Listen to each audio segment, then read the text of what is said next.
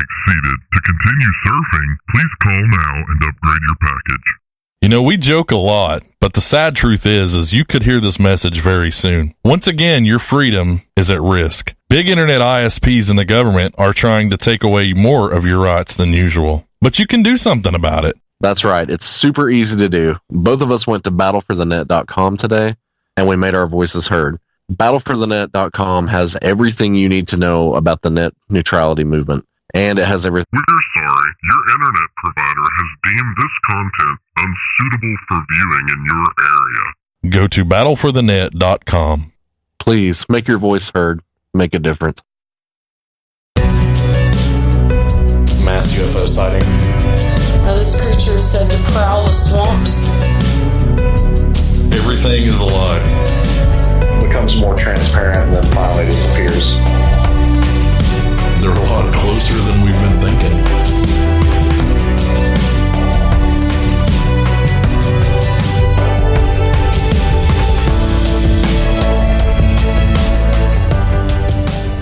And here we are, live on Spreaker at last. I am Dale here with you, and as always, Ryan at the side. How you doing, man? Good evening, everyone. I'm doing great. We, if you don't know, we were just over on MixLR. Dark Falls, it looks as though you found chat. I'm sorry, I wasn't paying attention to MixLR, but it does look like you found it. Ryan, hop in there and chat with us, sir. So, there's Ryan. Never mind. Everybody's on it. Everybody's on it. Same page. I like it. All right. So tonight's show is going to be a fun one. I always say it and I'm always lying, but this time I'm telling the truth. It's because it's highly about you guys, the listener questions, the ones we've not been able to answer along the way, and a few new ones this week. Ryan, I think some of these are really, really, really good. What do you think? I've not seen some of them. I know we have a backlog going. We do. They kind of stacked up on us there. We're very lucky. Thank you guys for that. It's our honor that you actually want our opinions on anything. We appreciate it. So I want to first promote a couple of things. On the website, midnightspookhouse.com/feedback. Head over there and give us your show feedback. It's very short. It's very optional. It doesn't ask for any personal information. Please, we would appreciate it. Just be tasteful, and that's all we ask, really. It's completely anonymous. So yes, I literally have no control over it at all. Nothing behind the scenes on it. If you want to tell us that we sound dumb, so be it. Go for it. Don't do it. Our hearts can't take it. Yeah, we're looking for your feedback. We want to make the show as best as possible for you guys. Yes, so that's it. We really just want to know what you think. Yes, so again, that is midnightspookhouse.com/feedback. Piece of cake. So head over there, do that. Don't do it as a favor to us. Do it as a favor to yourself to make us better people for you. Does that sound good? That sounds propaganda-like. Whatever. All right, I want to promote a couple other things real quick. On Netflix, if you have Netflix, Paranormal Survivor has 2 seasons on there, and I just polished off about the whole first one. If you've not seen it, I have one qualm with it. The people in the stories have evidence, but the show doesn't show it. Take that for whatever it's worth. But the stories are good, the people are believable, and the reenactments are really well done. If you like Paranormal Witness or what is it? TLC's The Haunting, Yeah. It's very good. Those are like the big ones on right now. Yeah, I think this one is as good. I actually put it second. I put it above The Haunting. I like The Haunting, but I like this one a little better. It feels a little more real, So, yeah, Paranormal Survivor on Netflix. Pretty awesome. Also, I just saw Annabelle 2 last night, and I recommend it. I'll keep it short. I'll talk more about that one on the horror show, which is coming up Tuesday. And we're going to probably, if this goes well and you guys like it, probably try to do that on Spreaker as well. You down with that, Ryan? Sounds good. Yeah. All right, so let's get to some news so that we can get to your questions. Ryan, go ahead and kick us off. All right, well, mine is not so much of a news story, but just another reminder and kind of safety PSA, I guess. Hey, that's good though. That's good. We need safety around this country. Right. So everybody, I'm sure, is well aware that the full solar eclipse is happening Monday. Depending on where you are in the country, you can visit NASA.com and they've got a handy map. I love NASA. NASA's good, right? Right. Yeah. I'm glad we're out of those boring space shuttle days. Yeah, if you head over to Walmart, I'm going to promote Walmart. They're paying us greatly. Of course not. But if you go to Walmart, they have some really cool NASA gear right now. I guess people are getting into space. Have you seen the space shirts with the cats flying around on them? Yeah, but I didn't know that was... I wasn't referring to that. I'm just saying space. Space. Yay, kitty cats, whatnot. All right, so they have a NASA long sleeve shirt. I bought one the other day. And then they have like a really old-fashioned NASA logo on like a worn shirt. So if you're into space and NASA, go do that. I guess it probably supports them a little bit. I don't know. Maybe not. Does Walmart support NASA? I don't know. Yeah, go ahead. Imagine that the logo has to have their approval, and I'm sure they get some kind of money out of it. I hope so. You feel good about funding something like that. It's like when you buy those hamburger helpers that have like the little school coupons on them. Yeah, you're helping somebody. You feel, you know what I mean? I mean, you're eating hamburger helper, but you're feeling good about yourself. That's your charity for the week. So tell us more about what's Scary Monday. All right. Well, the eclipse should hopefully not be scary to you, but everybody needs to be safe during this thing. It's my fear that people are somehow not going to be aware that this is happening and are going to walk outside and just kind of stare at the sun. Do not do that. Do not look. I know that the moon is blocking out the sun, but do not look directly at it. If I may interject just this, I think I heard it put a really good way.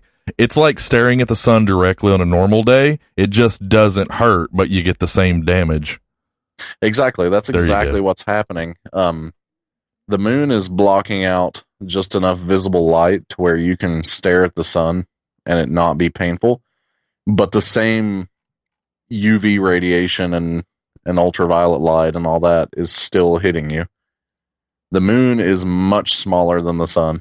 I think everybody is aware of that. Tell us more of these science facts. This is the equivalent of staring directly at the sun on a normal day and not flinching or looking away. You're essentially sunburning your retina, and the damage is irreversible.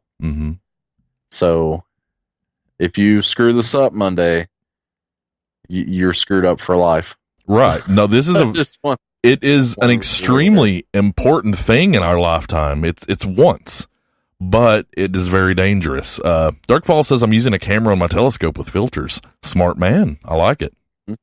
That's a way to go. Approach it scientifically, Yeah. Watch it on TV or a lot of places are selling the solar, proof glasses. Which look like, paper, like 3D glasses you'd get in a comic book back in the day. Right. So supposedly those have the correct filters. So trust those if you want to put your safety in their hands. That's what I say. Trust those if you must. I don't, personally. I'm going to stand on my covered deck porch and look out, not up. Right, so there's going to be plenty to see, even though you're not looking directly at the sun. Right, you don't have to look directly at it.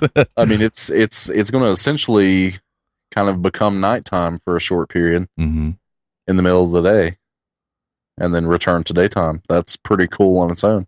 Absolutely, yeah. You can literally just hang out in your house, just kind of notice. Yeah, that's go cool. out in your yard and take a video of it. Changing back to daytime or something. You can have plenty of fun with it. I just really want people to be aware of that, for safety reasons. I read I like that you said you can have fun with it. Now I'm wishing I had titled the episode fun with the eclipse or something like that. So, yeah, just be safe, everyone. I read a kind of blog post from I think it was a rant from an angry or a concerned obstetrician. Mm-hmm. I saw that too. He essentially wrote, he essentially wrote that, I am prepared to see just an overwhelming amount of people in my office on Tuesday because they're not taking this thing seriously. Right. But the problem is, if you come in with damage done to your eyes from staring at the sun, I can't do anything about that. Your eye cannot be saved. It cannot be repaired. That's it. From the damage being done. So if you go blind or if you have fuzzy vision, that's your life now. that's it. The doctor can't reverse that for you. Yeah, science is often really, really cool, but really dangerous. Yeah. That's a lesson. That's Darkfall says also on Ryan's point, look for lizard men. Or don't. That could be dangerous too. That's true. Stay indoors all day. Forget about going out. We don't know the lizard man's intentions. My kid is getting out at 11:30, and they're not going to do like any after school activities until 5. It's supposed to in our area fall through at 2:35, and it's supposed to be 98% coverage. So yeah, the same for here. So awesome. Our kids are actually staying a little later. They extended the school day by 15 minutes or so. Well, that's good too. I mean, that's fine. One way or the other. They've purchased the special glasses for all the students in the school. Mm-hmm. So good deal. Hopefully all the kids will leave them on. that's all Megan says that she's seen them everywhere. $10 for 3D paper glasses. Yeah. Somebody's always going to monopolize on something, aren't they? Hey, these are solar eclipse 3D glasses. Could be not. Could be a scam. Could be. I'm just it's going to be interesting Tuesday to see, how many people get affected that were just kind of ignorant about the whole thing. Yeah. Which I hope is not many, but fact is it happens. We around here are going to be the stay in and not look up kind of folks, I believe. Yeah. And kind of just try to take it in that sort of fashion. So right. That's where we're at on it. All right. So hopefully it'll be fun for everyone though. Mm-hmm. So that's what I've got. I've taken up enough time on that. Just be safe, everyone. Yeah, be safe. Ryan is our do-gooder. So do good and protect your children and yourself so that you can see each other forever. All right, I've got some pretty fun news for all you out there who like creepy crawlies. But first, I'm going to do a little bit of space and astronomy news. So, let's start there and kind of transition with the solar eclipse in mind. Astronomers have found an extrasolar world with what has been described as a glowing water atmosphere. Known as WASP. What? Yeah, exactly. Known as WASP 121b, this intriguing distant world is referred to as a hot Jupiter, both due to its large size and because it has an orbital period of just 12 days, making it a very hot place. What's particularly unique in this case, however, is the apparent presence of a stratosphere, the layer of atmosphere in which temperatures increase with altitude. This result is exciting because it shows that a common trait of most of the atmospheres in our solar system, a warm stratosphere, can also be found in exoplanet atmospheres, says Mark Marley, a study co-author based at NASA's Research Center in Silicon Valley. We can now compare processes in exoplanet atmospheres with the same processes that happen under different sets of conditions in our own solar system. So, science is sciencing. It's cool. A glowing water atmosphere. It's glowing water. Yeah, it's weird. I just thought sounds like it would be beautiful to see. Mm-hmm. Yeah, like what is that? Really, what does that even mean? But at the same time, it sounds beautiful. Yeah. Well, what it means to me is that the cosmos or the extended universe can be so many things that we probably can't even comprehend. You know? Yeah, absolutely. It's like our own ocean. You know, dive to the depths and discover a completely new, strange, wonderful, species Right. all the time. The universe is the same thing. You never know what exactly we're going to find out there. That's true. There's things that sound too unbelievable to be true. Yeah. Well, Like, go NASA. I think, yeah, that's what I was going to say is I think it says a lot about we are taking those steps. We are finding similarities, things that we know about so that we can know about other things. It's relativity, essentially. I mean, it's awesome. Eventually, we're going to know things here that we've never known before, and then we'll find those in the atmosphere, and it's just a puzzle that's coming together. That's all I'm getting at. I'm excited, though. Humanity should never stop searching and asking questions. That's it. All right. I promised disgusting. All right. I want to make sure that a couple of females out there in particular are listening. I guess I don't really have a good way to make sure, but I'll just trust that they are. All right. Insect-based edibles are beginning to appear in shops after a recent revision of food safety laws. They might not be the most appetizing, but scientists are looking increasingly towards edible insects as an environmentally friendly way to feed the world's ever-growing population. Despite their small size, research has shown that pound for pound, insects such as grasshoppers and mealworms are actually an incredibly good source of iron and protein compared to regular meats. Now, Hey, spiders know what's up. yeah, now in a bid to capitalize on this potentially lucrative food, Switzerland has become the first country in Europe to authorize the sale of insect-based foods for human consumption. The country's second largest supermarket chain has started selling insect burgers, and there are plans to bring several more insect-based delicacies to market in the near future.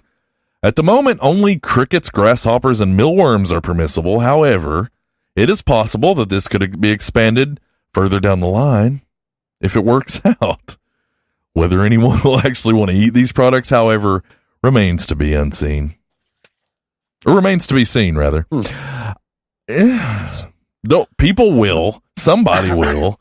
They're eating animal testicles in parts of the world. So is it a stretch? I don't really think so. I don't know. Maybe it still is. I don't know.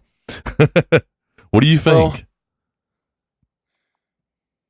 and to another point, when they say like an insect burger, I don't think it's going to be like, 2 hamburger buns and a pile of dead grasshoppers laying on it. No, it's like, I would assume ground in would be my guess. Yeah, it's going to be made into a patty and some. I mean, if they can take soybeans and make that into a meat, essentially, they can pretty much do. Well, that's what they say, but But the thing is, I don't know. An insect is. I almost said like a living protein, but that doesn't make any sense. Well, I But get your point, like, though.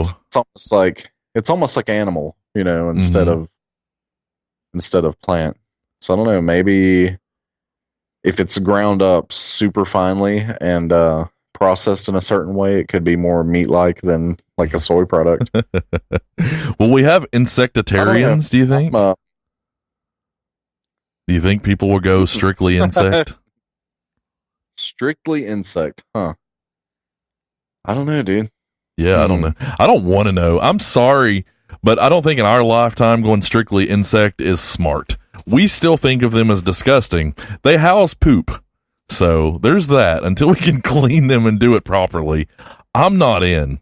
Now, I'm not going to say that I wouldn't try like a deep fried Chipotle grasshopper because I see them in boxes and they look delicious. But I'm not going to go having a silkworm burger, for example. Not just yet. I'm not on board. Here's the thing. Like if this is what's going to get people on board. If you serve burgers Mm-hmm. to someone, like if I give you this delicious burger and you eat it and you're like, wow, this is one tasty burger. And then I tell you that was actually made of like ground up grasshoppers and silkworms. And then reality sets in.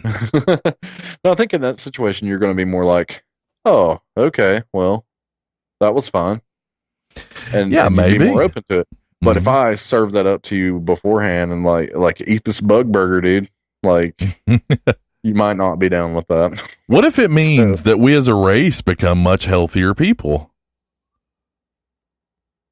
That's always a good thing. Yeah, they obviously are high in proteins and things. You know, the animal world, a lot of them, anteaters, for example, live off of insects. So it's clearly possible. And you've seen survival documentaries and heard stories and things about, you know, guys who will go out there and they'll just dig up bugs and they'll survive. I mean, I think Hey, that's if you've, kind of the point.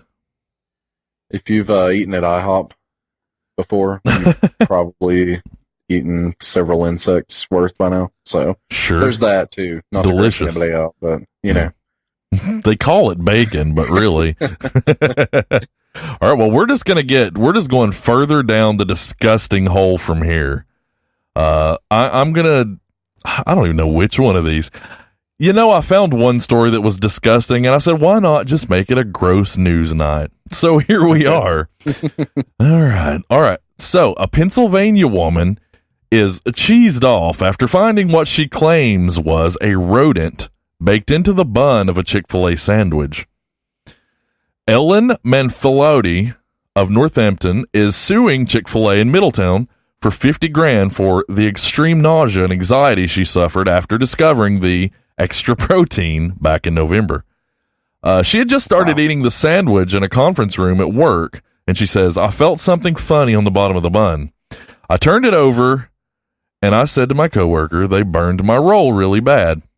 She threw the sandwich on the table, and that's when the coworker noticed something in the sandwich beyond the ingredients.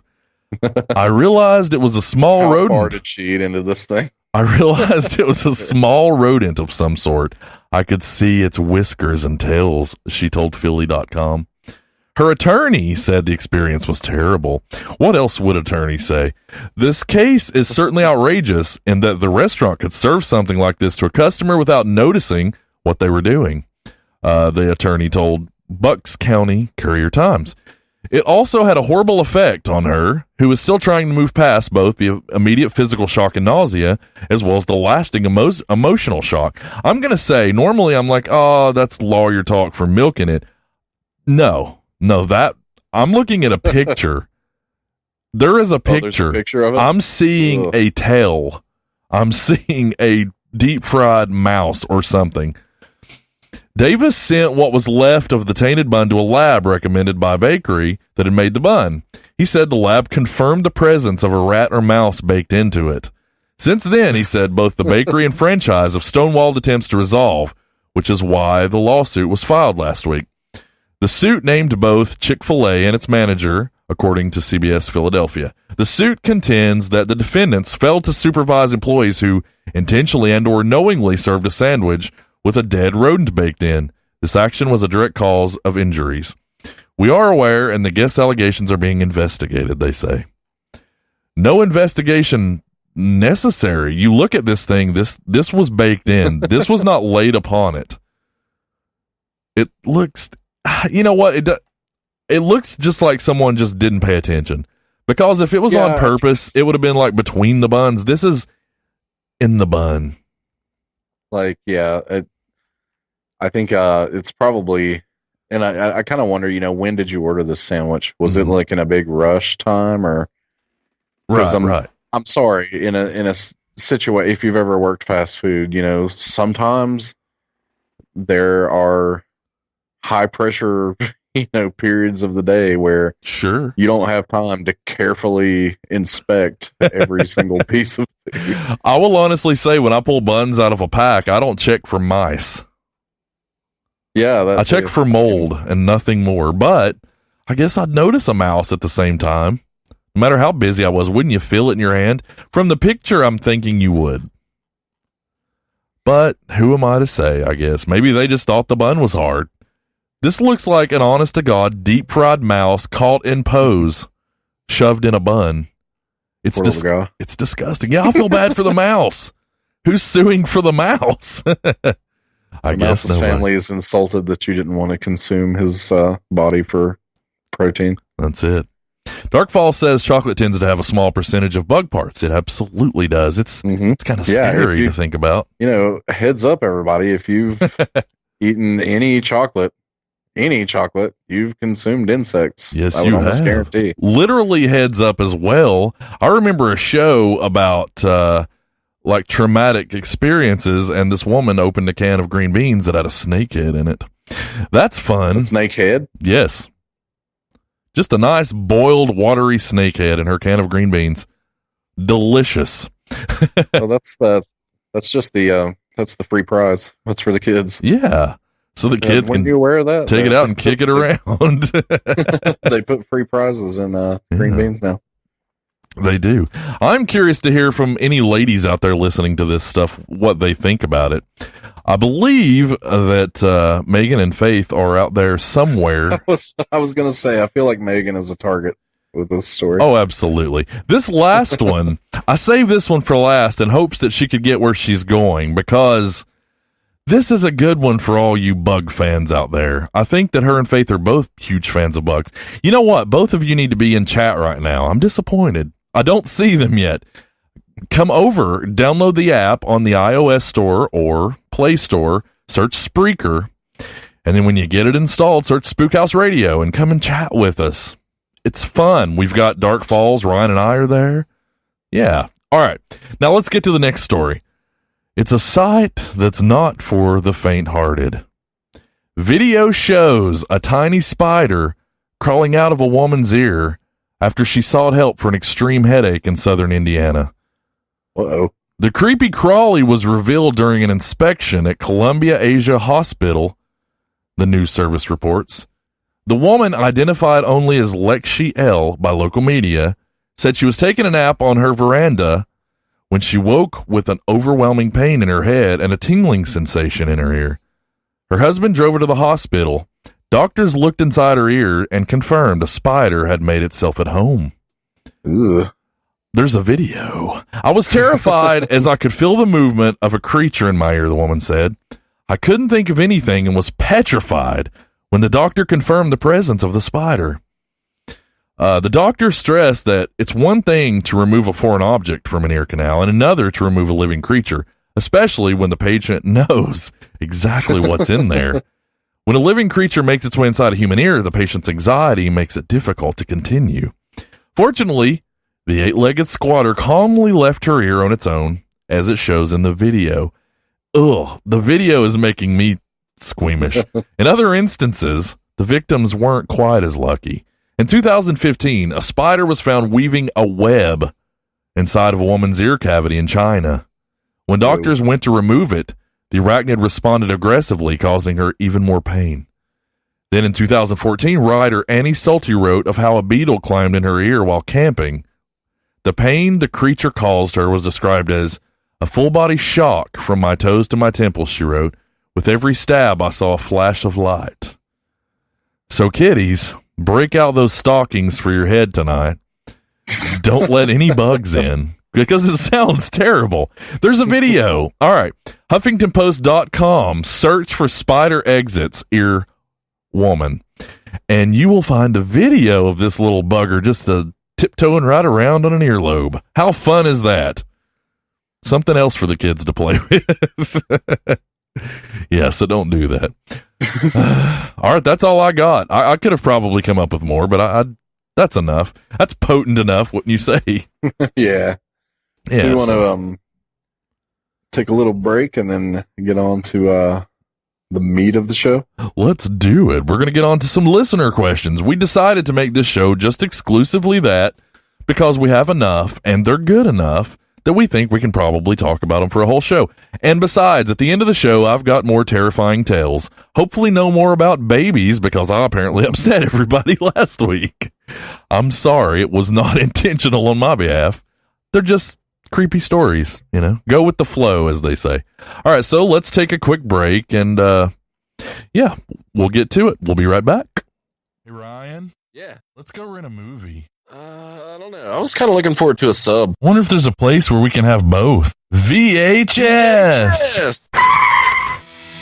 What does VHS stand for? Sign says VHS and hot subs. That's awesome. Smell those meatballs. Hey, look, foot-long meatball sub and a free movie rental all weekend long for only $5.99. Dude, look, rent RoboCop 1 and get RoboCop 2 free this weekend only. Rad, man. You mean for only $200 down, I can get a Sega CD? Yeah, dude, and a free tuna biscuit. Don't forget your free copy of Night Trap. Night Trap? Whoa. Oh, don't tell Mom. You boys. VHS and hot subs at 30 Town Center Drive on the left by the abandoned go-kart track. For more, head over to midnightspookhouse.com. I definitely think once you witness something, you never really go back. How do you? I mean, here we are years later, and it's like you're still right there in the moment. Get your 70s, 80s, and 90s fix with Retro After Dark, part of the Spook House Radio Network.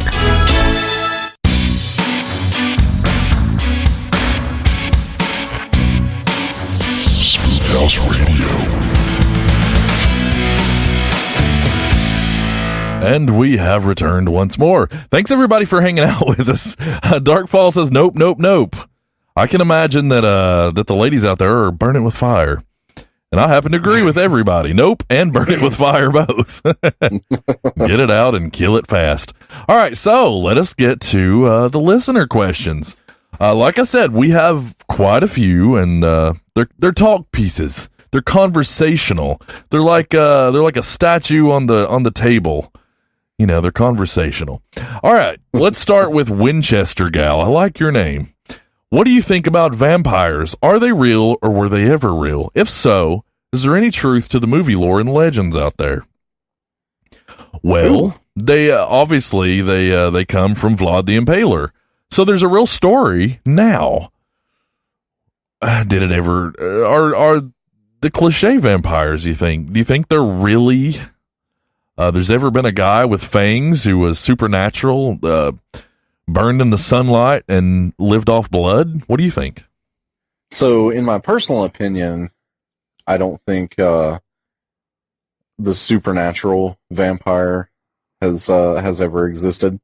Okay. What I mean by that is, he can turn into a bat, or he or she can, turn into mist or a wolf, or is burned by the sunlight. I think the vampire lore itself stems a lot from ancient superstitions. I agree. I think so. I think what people were witnessing back then were perhaps illnesses. One interesting thing, people with an allergy to sunlight, I think, back in the day were accused of being a vampire. And you notice that it comes obviously from older countries like European ones where fairer skin is a thing. Mm-hmm. So that could play into it. Hermolytic, Potheria, and Pernicious can mimic the look, says Dark Falls. Very good information. I like your terminology. You had it on tap. I like that. We don't. We always have to look this stuff up. I think, a lot of it stems from superstition. I think superstition. Superstition. Yeah, I like that. I think one of the more interesting things about vampires is, or the superstition anyway, is the weird burial rituals people had back in the day. Right. If there was someone that was accused of being a vampire, they thought was a vampire, they would often bury these people wrapped in a cage underground, so that when they rose from the dead, they couldn't escape the cage. Right. Yeah. Yeah, that's a thing. They had found evidence too of skeletons with a brick or a large stone jammed into their jaw.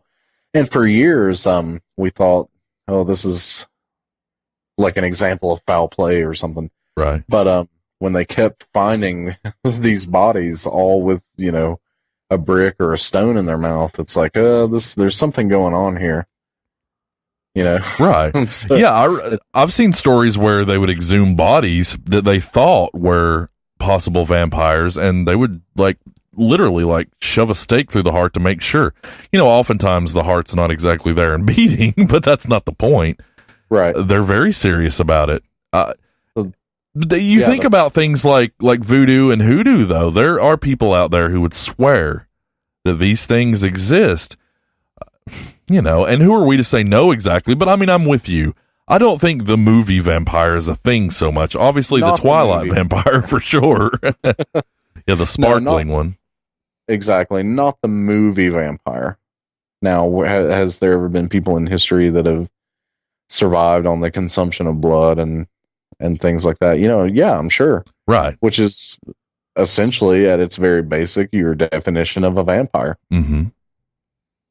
So does that leave our question, or our answer rather, yes and no? Well, we're going to do a show, and we always say this. We're going to do a show about it, but we're going to dig into Vlad the Impaler, where it came from, some of the rituals, like you said, putting them in cages and things underground so they can't come back. We're going to dig into all that and probably a lot more on it, maybe other famous things like that.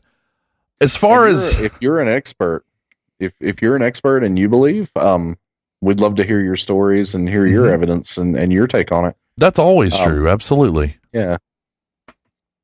Yeah. You don't have, you don't even have to necessarily be an expert. Just have a little information and let's talk about it. Basically, let's have some fun. All right. So there we are with that one. Now, this is one like, Darkfall says Elizabeth Bathory. That's a very interesting story. He also says they would bury them upside down, so when they dug out, they'd go down. Well, that's cool.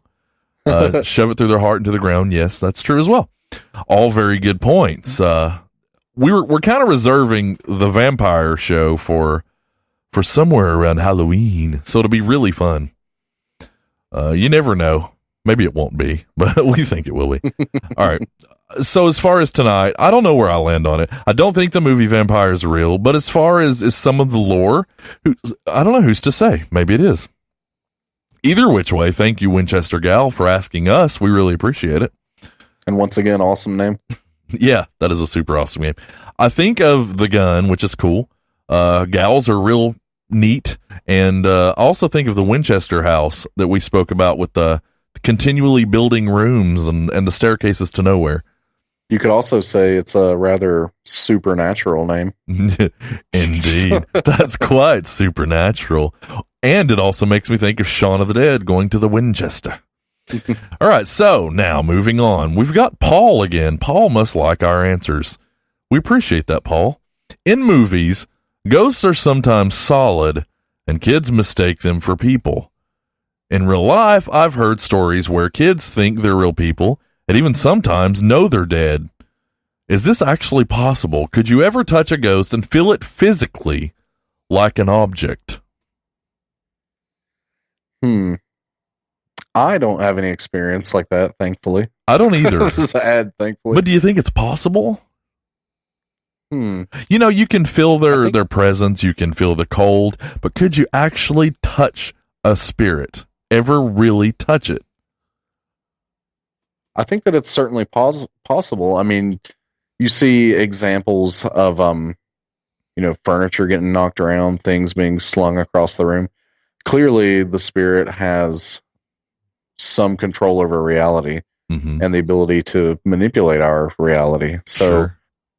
It may take, I don't know, an extreme amount of energy, like from a solar eclipse. Yeah. Hey, there you go. For them to be able to materialize and become that solid. But I like what you did there. I think the evidence kind of presents itself that, yeah, the possibility is certainly there, just from stories you've heard and examples you've seen of physical objects being manipulated by an unseen force. Right. I've noticed that too in a lot of movies, and it's not because of low budget, because you can see the see-through ones. But in a lot of movies, Annabelle, for example, she was looking like a person, and I've heard people say that I talked to them and then I came back and they were gone and nobody knew who I was talking about. if you saw a ghost, you'd know it. You know, sometimes they clearly have to look like a legitimate flesh and blood human. You hear those stories, you know, like, again, I say, yeah, I was talking to this lady, but nobody knows who she was, you know, and she disappeared. She's not on the camera or whatever. It's like, well, you wouldn't just mistake that. You wouldn't be talking to a mist. Right. You know, you wouldn't give a mist directions, for example. So that maybe there's something to that. I personally would really like to know the answer to that myself. Not personally. So the takeaway is perhaps you've spoken to a ghost before and not known it. Maybe. Possibly. That's the scary truth, isn't it? It's a great question. Yeah, that was a great question. I was trying to think of which one to read next. They're all good questions.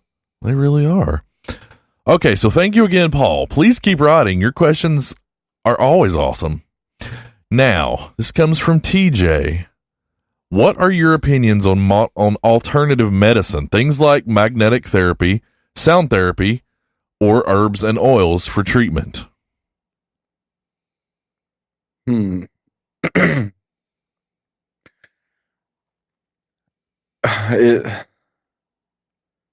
There's a couple of different. Well, let's see. How can I tackle this? In my personal belief, you and I have spoke about it, and you have more of an opinion on it than I do, so that's the reason I'm letting you have it at first. Well, I think 90% of it is in the recipient's will to believe that it's making a difference. Would you say that's similar to a Ouija experience? Yeah, exactly. I think the human mind has direct control over situations like that, right. And it's your willingness to believe. How much do you really truly believe that this is helping and doing something? Mm-hmm.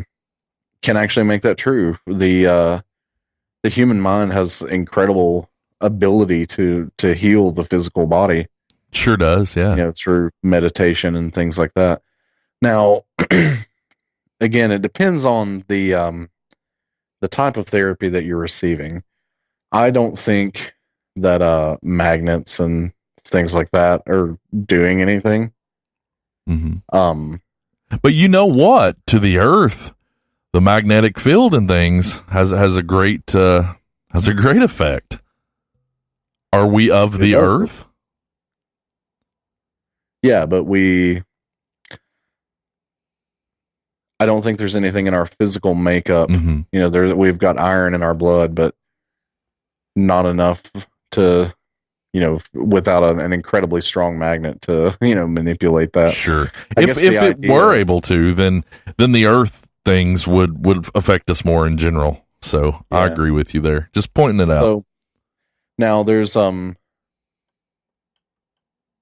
other things like the consumption of marijuana, you know, is a hot topic now. Right. I think that there are lots of unknown benefits to that, and research is being done now on health benefits, you know, related to the consumption of marijuana, and I think they're finding a lot of surprisingly good answers there. Right. So the difference is with the consumption of a substance like that, whether it be some kind of oil or, you know, the marijuana itself, there's measurable data you can take from that. In other words, you can actually do trials on that, which is the THC has been tested greatly, I know, for a long time. Yeah, so people might ask, well, you know, I've heard that it cures cancer. You know, why doesn't the medical community, you know, release that and you know, okay that to treat forms of cancer? Right. And my answer to that is it's just too soon to know for certain. Right. It takes a long time for the trials of these things to be completed. Mm-hmm. Plus, it's got the stigma to it that it's an illegal narcotic because people are out on the street with it.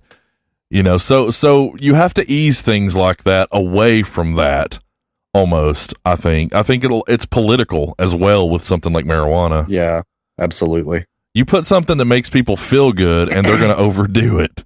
imagine that, like alcohol. It's amazing, but there are people who just don't know when to quit. And, unfortunately, eventually it becomes a problem. Could marijuana be the same deal?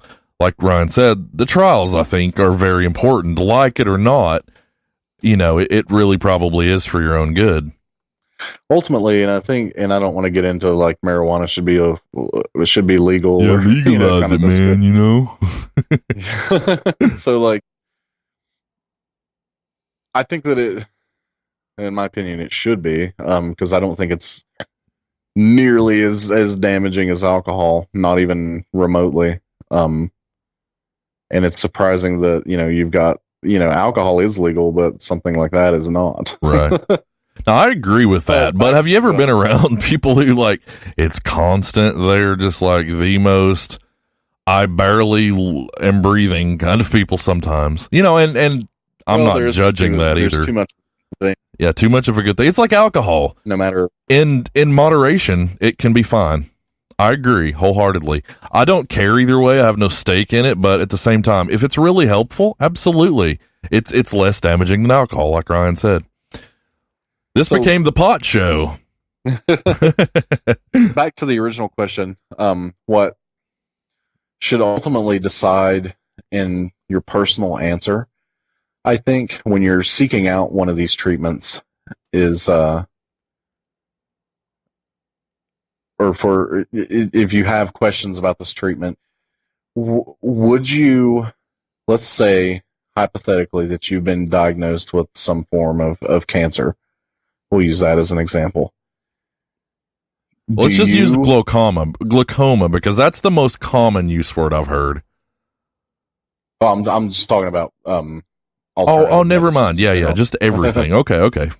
Yeah, so whether it's you're going for magnetic therapy or sound therapy or acupuncture and anything like that, you've got to ask yourself the question, do you feel comfortable enough in leaving your own health or your loved one's health in the hands of this alternative medicine versus, documented scientific treatments? In other words, what your doctor is prescribing as treatment. Right. So if your child has cancer, this is how you should decide on whether or not you should go with that. Do you feel comfortable enough leaving your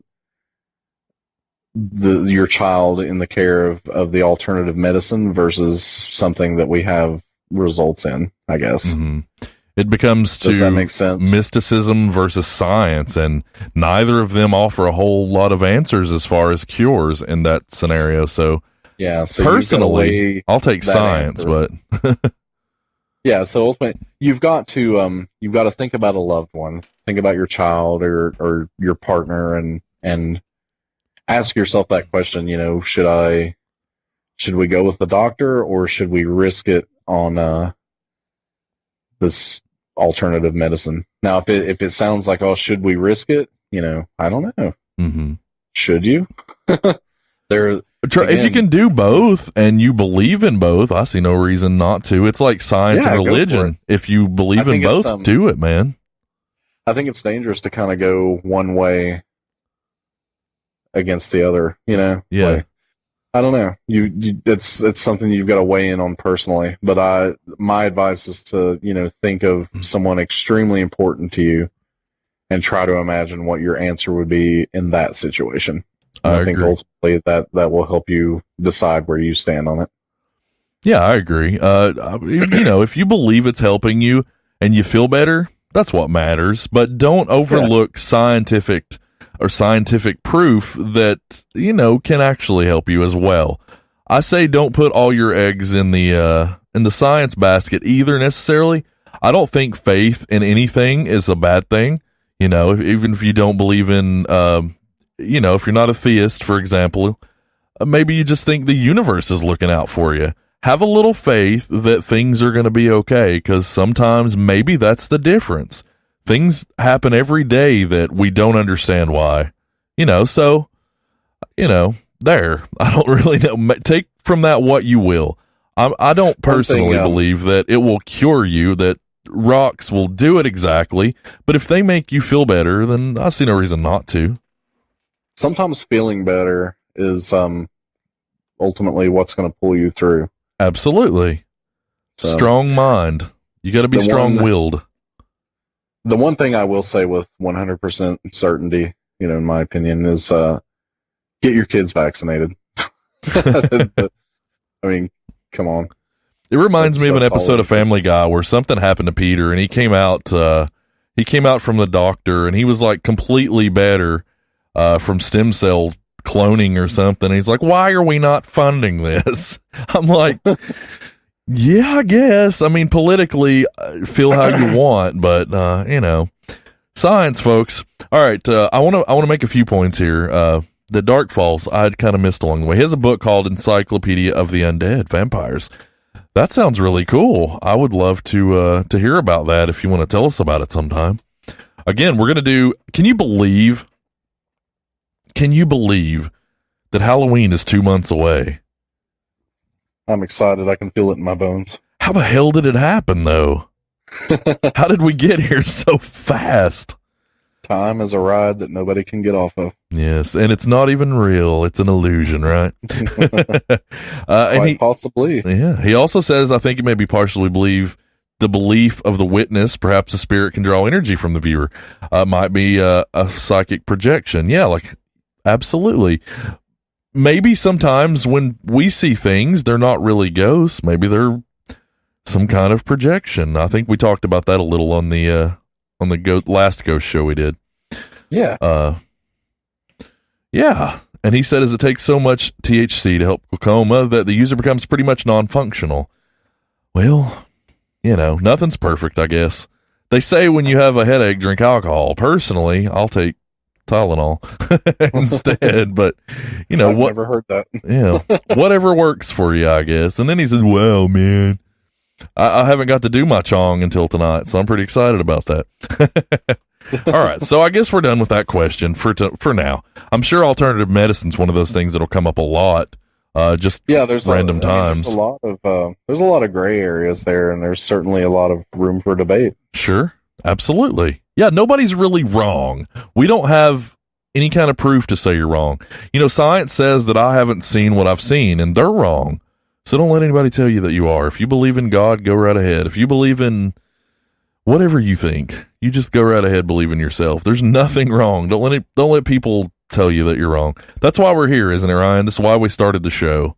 Absolutely. Yeah. If you dream it, you can do it. Yes, and we are ready to believe you. All right. Now, this comes from an anonymous person, apparently. Ooh. When you guys spoke about the Mandela effect, I don't remember doing that. Did we ever do that? Is that the Mandela effect? Because I don't remember. All right. You mentioned that a large amount of the populace crossed over into another reality. How do you suppose this happens? And is there any way to be aware that you've crossed over to another reality? Oh, I think they're referring to our multiverse episode and when we were discussing Berenstain versus Berenstain. No, I was just making a poor joke about the Mandela effect and how I thought we hadn't done it. Yeah. Yeah, it was just a joke. Apparently not a very good one. Yeah. So, yeah, that's the most common example. Everybody knows the Berenstain versus Berenstain argument. And the Oscar Mayer wiener that I'm now upset about. Yeah. Yeah, so the theory goes is that, a large portion of the population was from one of the other timelines where it was Berenstain, and they have somehow moved to this reality where it's Berenstain, but they somehow retain that memory of the other reality, I guess. Mm-hmm. So the question, I guess, is was there an event that drew everyone over to the new timeline, or how did that happen? So I was thinking about this the other day, actually. I don't think that there's really any kind of, cataclysmic event or, flair to it at all. Mm-hmm. I don't think that there's any kind of like, oh, a time portal opens up before you and you get sucked into it and then you're in part of the new reality. I think it has to do with the very nature of multiverse theory itself, in that, you know, we've discussed that for every action that you do make or do not make, it's branching out in other realities. We're constantly traversing it, unknowing. Yeah, we're constantly moving through the multiverse. So, you know, there's a reality where, you know, today you ate a bologna sandwich for lunch. Well, there's another reality where you had a meatball sub. There's another reality where you didn't eat at all. You know, there's infinite number of possibilities. Mm-hmm. I think what's happening is, I think the multiverse is, you know, we know that it's infinite, but I think there's the possibility that it's also fluid as well. So in other words, yeah, you're constantly moving through realities while simultaneously creating infinite realities as well. And so I was thinking about, you know, we talk about the belief in the human mind and how that can affect, you know, well, you know, we were just talking about Western medicine and how the strength of your belief may actually, I'm sorry, alternative medicine. The strength of your belief might actually, you know, help you get better. And sometimes the strength of your belief can, you know, kind of call out to the universe to make things true. So where I'm going with this is, let's say, for example, that you're expecting a package in the mail at any time. If you, I like mail, for the record. so you're driving home from work. There's two possible realities here. One is, you know, you're certain that it's going to show up today. You're excited about it, and you're absolutely sure that you're going to get this package in the mail today. Or alternatively, you could be nervous about it or worried, like, I don't think it's coming again today, or I'm worried if it's ever going to get here, and you're just stressing about it. You know, you're not really sure if it's going to be there. Mm-hmm. What if the strength of your belief actually carries you to the reality where you receive the package? I was thinking that, you know, like you've always heard, and it didn't mean anything scientifically, but may your heart guide you. Well, if you follow your heart, maybe you're traversing, you know, maybe you're doing loop-de-loops to get where you hope to be. I don't know. Absolutely. So Darkfall says maybe dimensions are close and merge. Absolutely. I personally think that could be the answer to, you know, when you feel like you've done something before. Deja vu, obviously, is what they call it. Yeah. But, you know, I honestly think that could be like a little blip in the system. Not to undermine the system, but you never know. Deja vu is an interesting feeling because it feels more like, it actually feels almost like a supernatural event. It does. And you know, they itself. say it's your brain, like a lapse. But have you ever had deja vu and you're like, all right, that was weird. And then you think on it for a while and you're like, I really did do something very similar to this. And you realize there's something more to it than a brain blip. This isn't really a case of deja vu, but just the other day, it was Wednesday, I think, and because it had rained. I vividly remember, I was coming home from lunch. So I get back to work and I park my car, and I vividly remember thinking, I should roll up my windows in case it rains later. It was sunny outside and I knew it was possibly going to rain later. But I remember vividly having that thought, like, I should roll up my windows in case it rains. Mm-hmm. And so I did. I remember rolling up my windows because I had that thought. Well, I go in and I continue my work day, and a couple hours later, a buddy of mine comes up and he's like, "Hey man, it's raining outside, and I noticed your windows were down, just to let me know." And I looked at him with just absolute confusion, to the point where he was like, "Are you okay, dude?" And I was just like, yeah, thanks for thanks for letting me know. And I went outside and my windows were down. So it felt like a strange supernatural moment there because I vividly remember rolling up my windows. Wow, that's so like there's my personal experience. That's like a reverse deja vu or something. You remember something that didn't happen. That's weird. Yeah, that's cool. Or did it happen? And at some point, I'm shifted to a close by reality to where I did not roll up my windows. Well, I guess isn't that the question? Isn't that really the question? Now, here's it. I just realized this going back to the mail example. I was waiting on my Sonic Mania Collector's Edition to come in the mail, and I had that on my mind, and I was thinking, it's coming today. Mm-hmm. And for one thing, I saw the tracking information and saw that it was on the truck and in my neighborhood. So, before that, I was really unsure about it. And then, I decided, today's the day I'm getting it and everything. So maybe that triggered my jump to the reality where I did receive the collector's edition. You know what? I have kind of weird, the other day. Go ahead. Continue that. I thought you were done with that. So go ahead.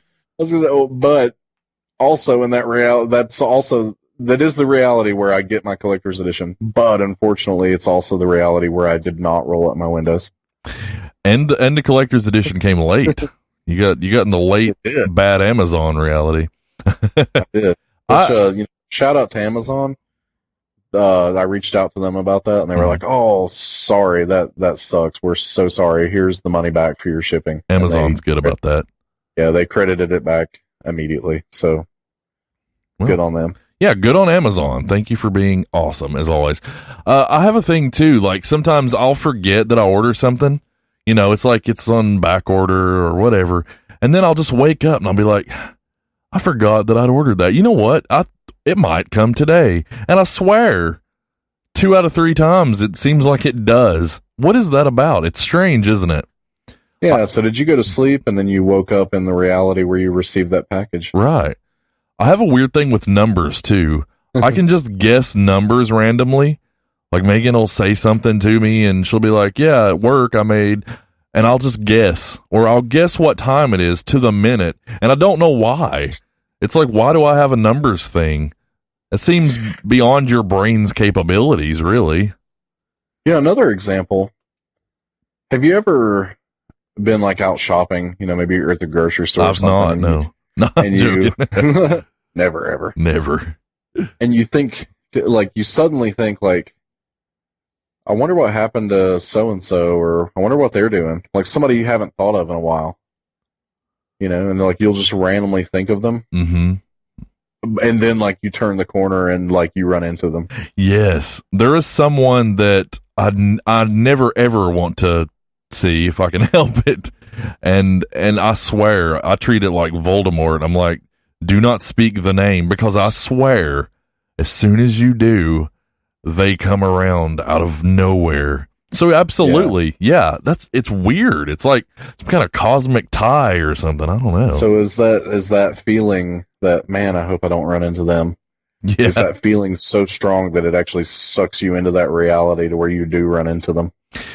Avoid that reality.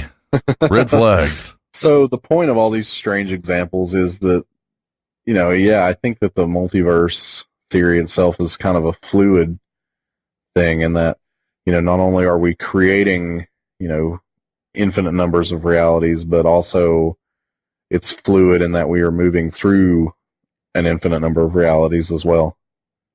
And I think your mind has some play on that.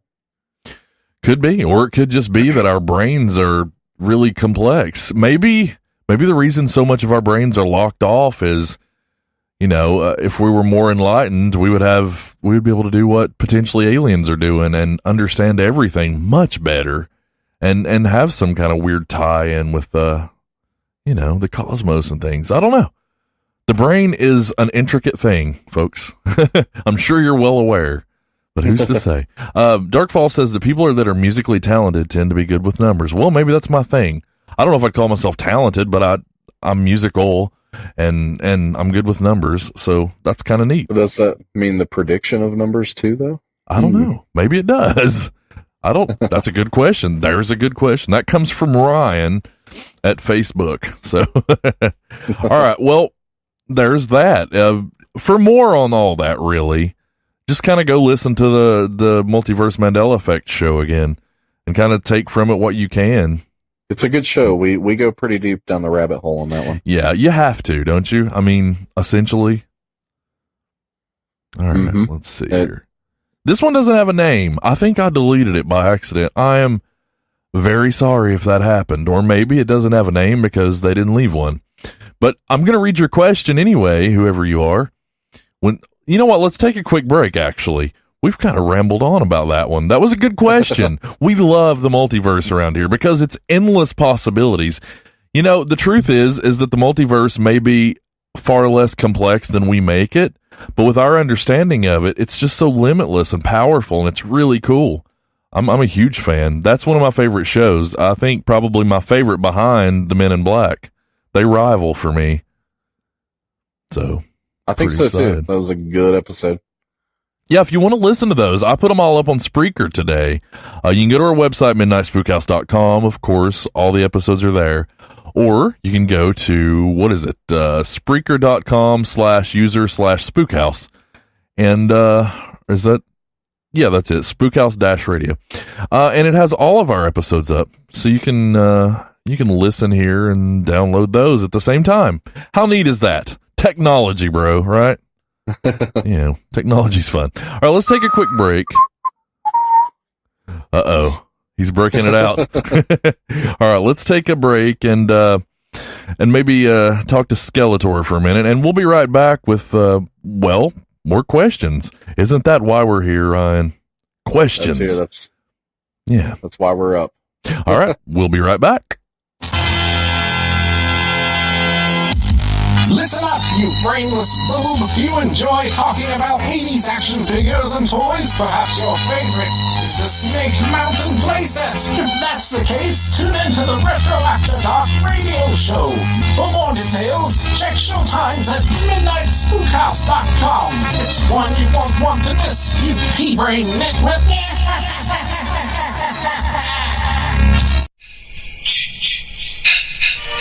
Did you know that a young boy drowned? The counselors weren't paying any attention. Kill her, Mommy! Kill her! One must never go to camp unprepared. In order to survive, arm yourself with the knowledge by listening to all podcasts on your grave every other Tuesday, or end up like the rest of the counselors. Go to midnightspookhouse.com for showtimes.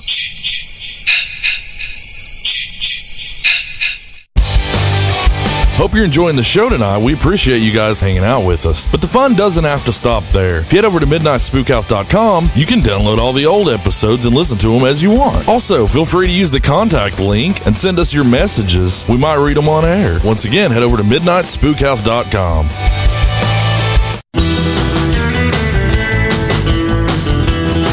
Spookhouse Radio.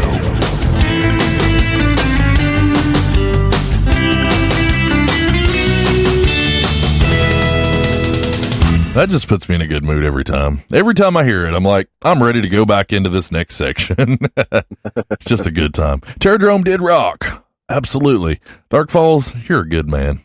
We like you around here. You've got it all figured out, man. All right, so on to more questions. Let us venture into more wild corners of the paranormal.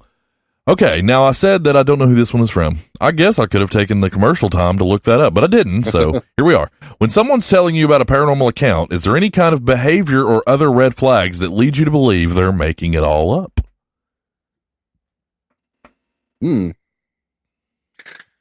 Well, I like to think that we have a pretty open mind about everything. Mm-hmm. When someone tells us their story, I give them the benefit of the doubt. I think, and this mostly comes from there are some famous alien abductee mm-hmm. claims out there. I think where I where I think the story falls apart when people tell their claims of that is when the aliens have named them as someone important to the, I guess, the grand scheme of the universe. Mm-hmm. You know, like, you mean to say that someone is not the center of the universe? yeah, look, when they make themselves that's when the story kind of falls apart for me. Mm-hmm. Because I personally don't think that we are remarkable enough as a species yet to, notice I said yet, for the aliens to really want to communicate with us beyond, you know, whatever weird science experiments that they want to do on us. You mean besides us, right? Because we're clearly remarkable enough. Yeah. Besides us, though, yeah. I think that most folks, when they tell you a story like that, I think they might exaggerate, but I believe the root of the story is usually true. And I'm not necessarily speaking about aliens, but they believe what they saw or heard is paranormal. And for what it's worth, I mean, we humor those things too, because who are we to say that it didn't happen? I mean, you're ultimately the only judge to make that call. You can't go back in time and do that. So I think most people are honest and they believe they saw something. I think when you've got people that are seeking fame for it, you know, like I'm a frequent alien abductee and Yeah. you know, I'm kind of making my livelihood based on that. Like, that's where I kind of call BS. Because as terrifying as aliens were to me as a child, if I was abducted and remembered it, that sounds like an event that would be too terrifying to ever speak of. Mm-hmm. Don't you think? You know, like, if you can be traumatized from a car accident to the point where you don't want to drive a car anymore, like, what would an alien abduction do to you? Yeah, absolutely. You know, I know some people have stronger will than others, you know, that's certainly true, but I just think that it's too traumatic of a thing to, you know, kind of, I don't know where I'm going with this, like, celebrate that or try to make your livelihood about it, you know, write books on it. And I don't know. Mm-hmm. I'm not to discredit everyone that says they've been abducted by aliens, but I think when you hear a testimony, you can kind of tell in how traumatic this thing was, you know. Sure. I personally, I don't know that it would be such a magical experience, you know. Yeah, absolutely not. No, it wouldn't be a fun little trip up, I don't think. I think the most believable stories, again, I'm still on alien abductees, are those where it just sounds terrifying to bring up again, you know, and you can clearly tell that the person is disturbed by what they're talking about. Mm-hmm. And I've even, you know, seen some interviews where they end up in tears and they're saying, please, I don't want to talk about this anymore. No more, please. Right. You know, and Mm-hmm. and to me, that's, you can tell when it's genuine versus acting, you know. We're in a time where, you know, people are, as we've mentioned before, you know, our show isn't exactly necessary for the fact of somewhere for people to tell their story. There are other avenues, but I mean, and I'm not questioning our relevance at all. I don't mean it like that. I'm just saying that people are more open because there are a lot more avenues than ever, ours included, obviously. I think that, you know, when it comes to aliens and things, everybody's just like, well, you're crazy. That's insane. There's no way that's true. But then when it comes to ghosts, they're like, yeah, I can see that. I'm feeling pretty creeped out in my house right now. You know, it's a lot easier, I think, to get people to believe your ghost stories, but I don't think it makes them any less or even more legitimate. Yeah, it's they're just smaller time. You know, you can put yourself in the shoes of like something like an alien abduction. I think the reason that it's so hard to believe sometimes, even if they look like they're lying through their teeth or they look honest to God telling the truth, it's just so hard to relate to. It's just so nutty to think about, but it doesn't actually mean they're nutty. And thank you, Dark Falls. He says the show is enjoyable and non-judgmental. That's really what we try to do. We really try to remain non-judgmental because we're not judgmental folks. But, you know, every once in a while, something just, I don't know. Anyway, yeah. But back to what I was saying about aliens. You just can't relate to it. So it's harder to convince somebody. Everybody's like, nope, that doesn't happen. But with ghost stories, 3 out of 5 people have them. Yeah, exactly. More people have seen something in an abandoned place or just experienced something weird, and you can relate to that when you hear a ghost story. I've got a question. This is a big bomb here.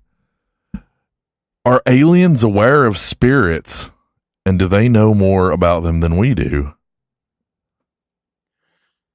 Well, again, you know, I think if you're at the technological level to where you can traverse the universe with ease or traverse, you know, time or the multiverse or anything, they've certainly got more answers than we do right now.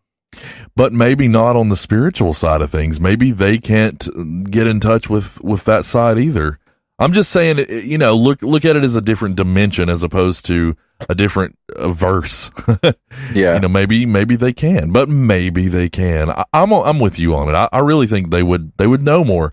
Would they be like, these are just residual things and, you know, not think twice about them, or do they see them and question them? I don't know.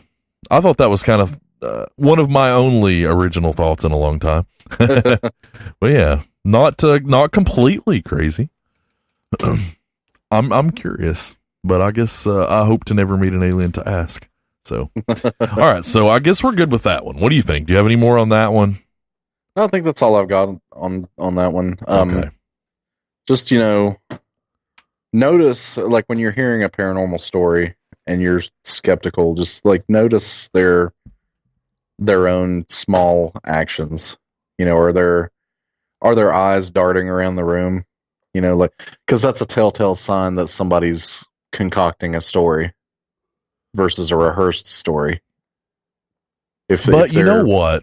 If I may, I feel bad. I don't mean to talk over you. Sometimes I think you're done, and then I just jump right over you. So you go ahead, and then I'll give you my thought on that. Well, I was just going to say, you know, just look up the telltale signs of when somebody's lying, or not necessarily lying, but concocting a story. Mm-hmm. You know, if you tell somebody to make up a story on the spot, you know, just tell me a tale, you know, kind of thing. Just watch their mannerisms. You know, you'll see their eyes kind of darting around the room when, you know, it's their brain concocting this thing. I think that, I know in my stories, I've spent years telling myself that I'm crazy, that they didn't happen. I think sometimes you can't make sense of it, and you might look like you're making it up when you're really just trying to figure out what happened. Yeah. I think with things like that, there's more potential to look crazy, but still mean it, is all I'm getting at, I guess. Mm-hmm. But not to say that you rule out the telltale signs as well, like you said. I guess just kind of allow people to tell their story and without judgment, take from it what you will. If you don't believe them, that's fine. If you do, okay, well, good. Darkfall says, with my luck, I'd meet a xenomorph. Oh, well, let's hope not. But that's... So one thing, yeah, just take in their story and interpret it how you will. But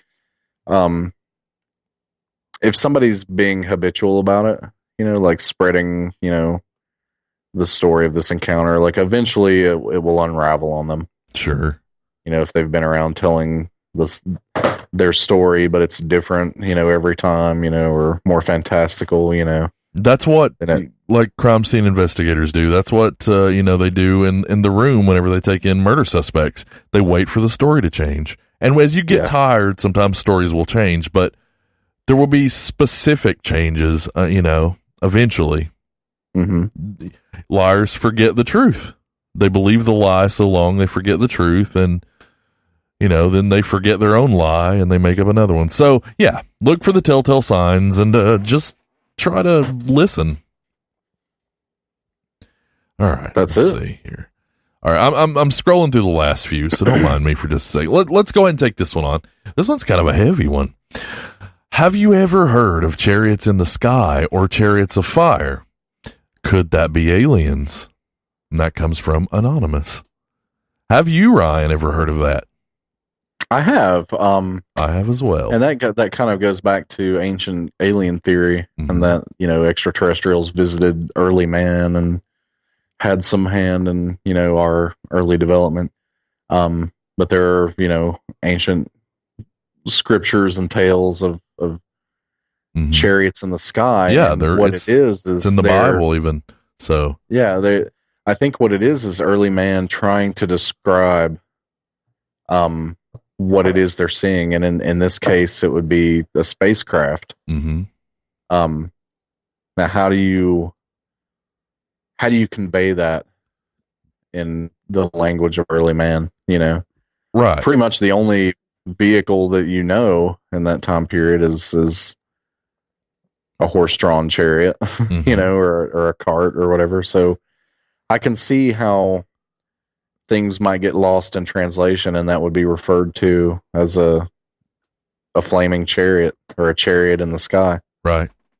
They are basically describing that they have witnessed a vehicle of some sort come from the sky. That's the way I've interpreted it. In the Bible, it is said that it was, if I'm not mistaken, now correct me if I'm wrong, it was God's way of punishing the Jews. And now, as we look back, or that's what they believed, not actually that's what it was. But now, as we look back, we say that probably had nothing to do with it at all. These very likely could have been something very different, but that was a very different time.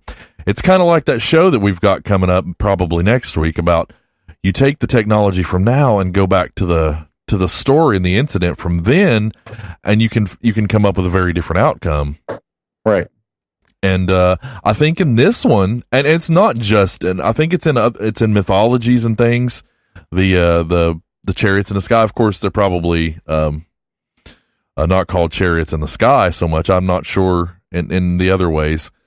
Sounds like an awesome band name. It does. Chariots of Fire in the Sky. It does. It sounds awesome. But yeah, I think absolutely. It's clearly unidentified flying object of some sort. So UFO, yes. Aliens, who's to say? I imagine there's no reason it couldn't be. If you're a believer in aliens, I see no reason why not. And it makes more sense that it would be aliens than punishment to me. Right. So yeah, that's a really cool question, I thought. Kind of heavy because, it's that balance of maybe a belief system, but I don't think you need one. Just know that in the past there was something in the sky, and today's things in the sky, what do we call them? UFOs. So there you go. Now, this comes from Kevin. I find the Matrix theory or brain in a jar theory to be absolutely terrifying for some reason.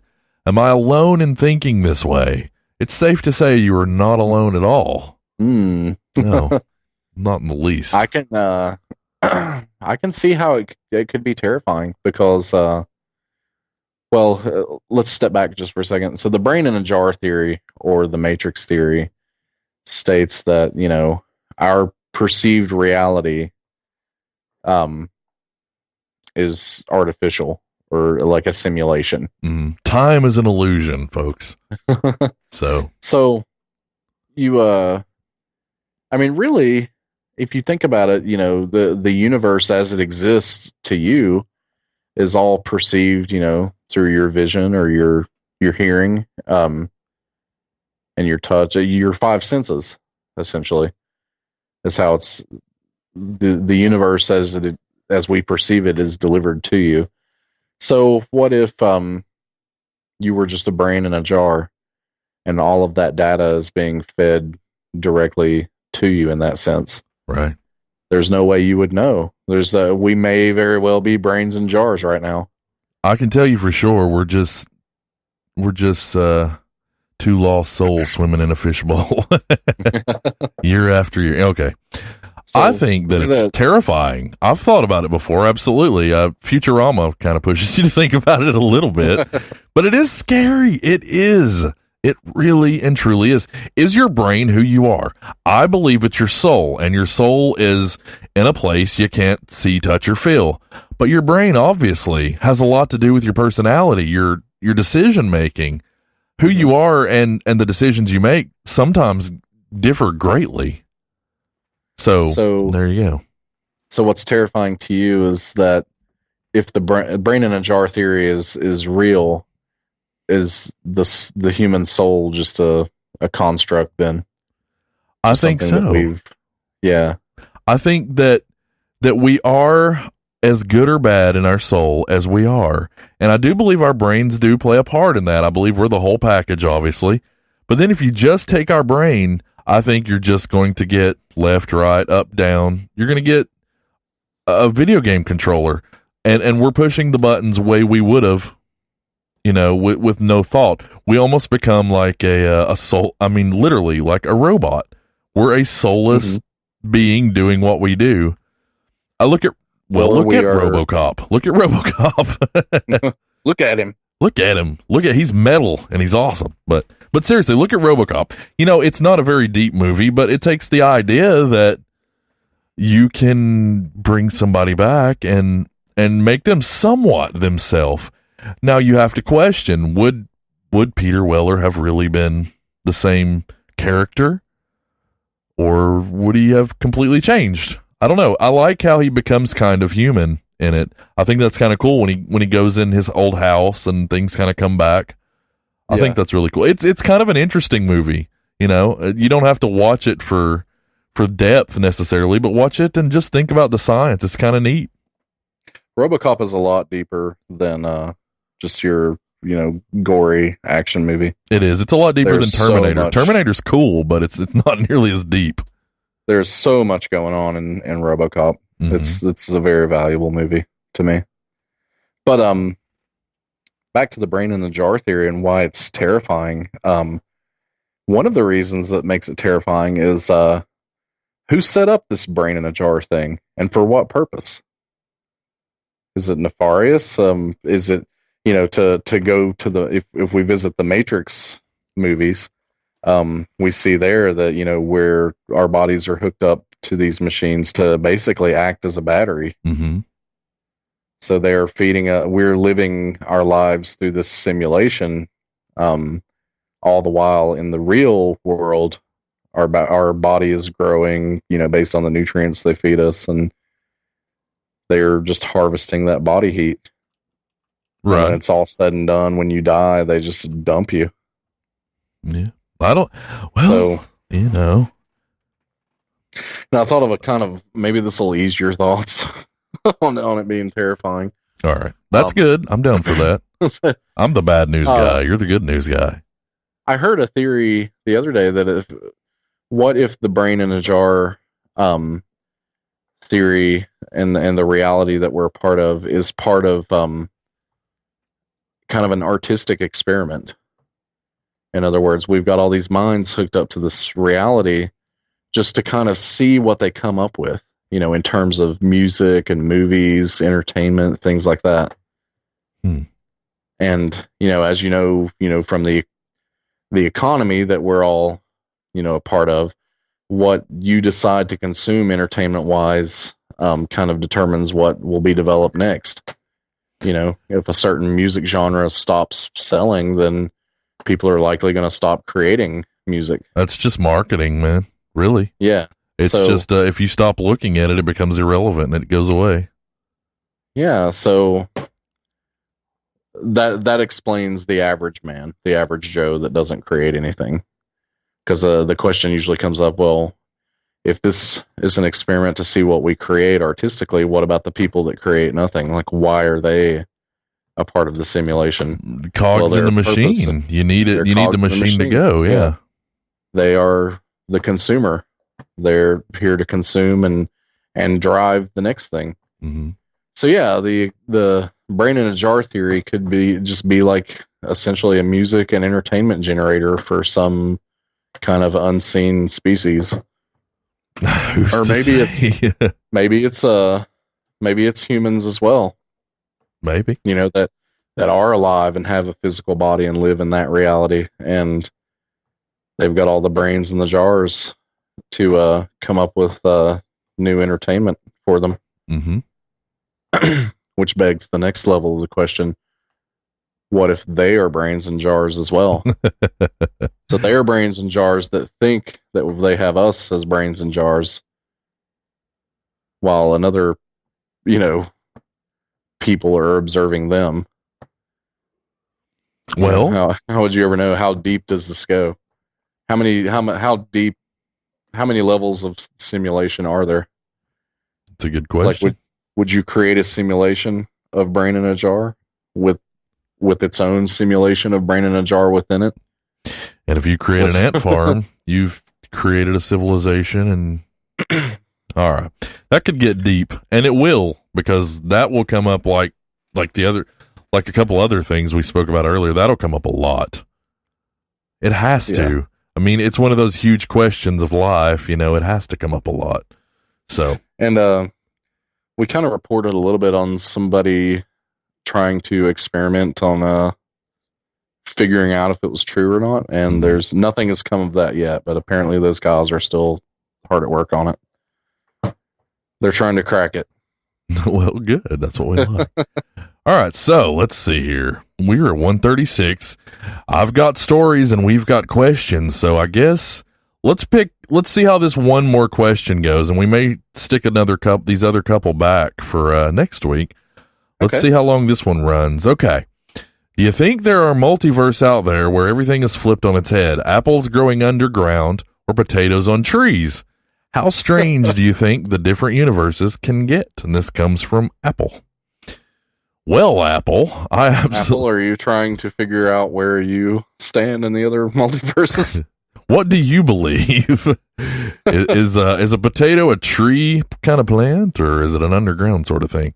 That's really the question we're all asking at the end of the day, isn't it? Which universe do we want to be in? I think my theory is that all of the multiverse that we can be a part of has to follow the same rules of nature pretty much across the board. Mm-hmm. In other words, there's an infinite number of possibilities, in human and animal interaction. But ultimately the rules of the reality stay the same. Now, that's not to say that, there is a far removed multiverse where that's true. There's weird shaped fruit or, people with 3 eyes and blue skin. I don't know. But I think if multiverses like that exist, they are far removed from ours. So in other words, when you're thinking about receiving your package and you cross over into the multiverse, you're not going to end up, in a strange new world where the sky's red and right. Flowers are singing to you and stuff like that. I agree. Sensibility is probably going to be about the same across all of them. Yeah. Yeah, it's just going to be decision changes mostly, probably. Things like that. Variances, but not the root, most likely. Right. Yeah. Exactly. All right, well, I think we can fit in another one. That one wasn't too long. I love urban legends. Have you thought of doing an episode on them? And can you tell me one right now? This comes from Tayson Jod. I actually have one handy because I looked one up earlier.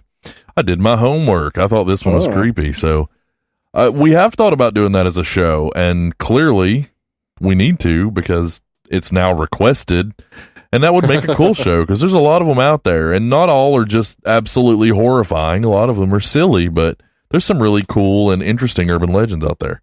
All right, here's one. I've got one that's kind of scary after you do yours. Okay. This is the legend. A couple checks into a hotel and have to put up with a foul odor in their room all night. They call the staff to complain, and somebody finds out the stench is coming from the bed. Now, there's no way that scenario is going to have a good ending, obviously. You're almost hoping at that point that it'll turn out The last guest just got drunk and pooped behind the headboard. I'm reading this, by the way. But no, the staff take off the mattress and discover the couple's been sleeping over the rotting body of a dead girl who's been stuffed in the box spring. Urban legend. Now, the truth behind this. It actually happened in Las Vegas and Kansas City and Atlantic City and several times in Florida and California. It's happened a lot. It makes sense if you think about it. The closet and under the bed are the two most popular places to hide just about anything. So it's not surprising that a lot of corpses end up there. In fact, the odds are pretty good that at least once a guy has killed a prostitute, for example. He's tried to stuff her under the bed, only to find there was a body there already. The strangest part isn't that the bodies wind up in such a terrible hiding place. No, the strange thing is that in almost every story, people will sleep part of, or in many cases, the entire night on top of the corpse before they report it. Most people we know will complain if they detect that something might have smoked a cigarette in their room 4 months ago. Not these people. They slept on top of a body. True story, folks. True story. And not just once, many times. So have fun with that. So is it an urban tale then, and not It's an urban truth. Yeah, there you go. Yeah, it is. But it is also an urban legend. It just turns out this one actually has some truth behind it. I have a pretty scary list, but I'm going to save them for the show that we do about it. You go ahead and tell yours. So this one is it's kind of urban legend and kind of campfire story too. But it's called The Screamer. And this comes from West Virginia, I think. Mm-hmm. So undisclosed area, I guess you can apply whatever local area, whoever you're trying to creep out. But essentially the tale goes that a couple in West Virginia gave birth to a deformed child. They didn't want to give it up, but they were very embarrassed of it and weren't sure how to properly care for it. So they and one thing to note, as it grew, it never learned to speak and would only scream when it's in close proximity of somebody. Mm-hmm. So whenever they were in the room, it would just scream at them. That's the only way it knew how to communicate. So they gagged it or put some kind of device, and they put this poor child in the basement. This is why aliens don't allow us to just say hello and shake hands. You're not allowed to be a part of this universe yet. We don't want this stuff going down. Yes, sir. Primal. So the legend goes that the child grows to adulthood and eventually overpowered the parents and murdered them for their mistreatment of it, basically feeding the person garbage and things like that for its whole life. So during a feeding, the now adult screamer breaks free and kills their parents and then fled into the woods. Well, legend has it that it's still out there somewhere, and has become very accustomed to the woods and moving about them and everything. So this thing is very fast. Wood booger. But by the time you realize that it's there, you'll hear the scream. Screaming wood booger. Yeah. Insert your small town here. That's where it happened. Yeah. I love urban legends. They're good. So it has to eat somehow. So be careful when you're out hiking. But again, by the time you hear the scream, it's too late. Let's go full circle and say, watch out for those as well on Monday. Yeah. You never know. Be safe. Stay out of the woods. Stay out of the woods on Monday. Yeah. I mean, I don't know how animals are going to be affected by this. I might throw my cat out on the porch and just see how she reacts to it. See what goes on. I'm going to go to sleep. That's what I do. Yeah, that's what would happen. That would be literally all that would happen. All right, well, I'm going to take a nap. This is fun. Well, that was an awesome question. A very short question, but a very provocative one. Yes, stay tuned for more. Yeah, stay tuned for more. We have that's a show. or at least a half of one. Urban legends, and a lot of them, I'll come up with some that have truth behind them, and then we'll come up with a lot that don't, that are just. Is it true or is it fake episode? Yeah, fact or fiction. That was a good show. That's what I was trying to think of. All right, was that a Jonathan Frakes show too? Actually, no. It was what was his name? I can't remember the host name, but it was a group of guys who would actually go out and they would try their best with all of their technology to debunk it. To debunk it, they would try to recreate the footage that people would turn into them and call, UFO encounters and things like that. They would do everything they could to try to make the same exact video. And when they couldn't, they said, well, that we brought lasers and we brought smoke and demons and we couldn't make it look right. So there's a better chance now. Here's the thing, like when it comes to that, and I guess this kind of answers is somebody telling the truth question or not. If somebody comes up with a video and they're, your average Joe, person, if it would take, thousands of dollars worth of equipment to recreate whatever it is they have on video, I think it's safe to say that they've witnessed something legitimate. Right. I agree. Darkfall says cats are weird enough on their own, and Jonathan Frakes did like beyond belief. Absolutely. Both very valid points. That's what it was. Yeah, cats are weird. What is it with cats? That's a show. Why are cats so damn weird? They just are. That may be part of science. Some people think that there are more to cats than just your the Egyptians sure did. Pet. Yeah. There could be. Maybe we can talk about it sometime. The Egyptians and their astrology and things, and the way everything's lined up with the stars and whatnot, and thinking so much of cats. Who's to say? Maybe they knew a lot more than we got out of them. Yeah.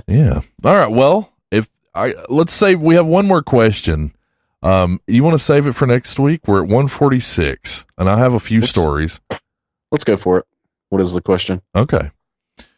Do you guys think the Midnight Man would show up if ESPN rented out a huge mansion and got a bunch of athletes to do the ritual properly? They televise it with night vision cams, of course. I think it'd be a hit. Tombstone on the Moon says that. That's a great screen name. Yeah, I like it. Is that like The Undertaker doing the tombstone to somebody? I would think so. That's what I first thought of. Or a pizza on the moon. Could be a pizza on the moon. Or what do you want on your tombstone on the moon? the tombstone of an unfortunate fallen astronaut. Mm-hmm. Would there be a ghost there? That's another question for another day. I would watch it. If you want to see something similar, watch Halloween 8, Halloween Resurrection. It's really stupid, but I feel like it's fairly similar. They set these kids up in the Myers house with cameras and all this, and things really happen. It's a really dumb movie, but I don't think he would show up. I don't think that it's true. That's just me, though. Are you willing to do the Midnight Man ritual? Absolutely not. There's no way that's going to happen. I offer my blood to no one who could kill me. So there you go. Yeah, if it's true, if we humor the possibility that it's true, I don't think that a spirit would show up for a televised event. Yeah. That's where I stand on it. Unless you negotiate a contract with them, probably not. I wouldn't do it for free. If you're good at something, don't do it for free, they say. Anyway. All right, well, thank you. That was an awesome question. Yeah, we don't really believe so much. Now, what if it were something that were actually proven to be real? Would everybody watch it? Definitely. No question. I think that'd be cool.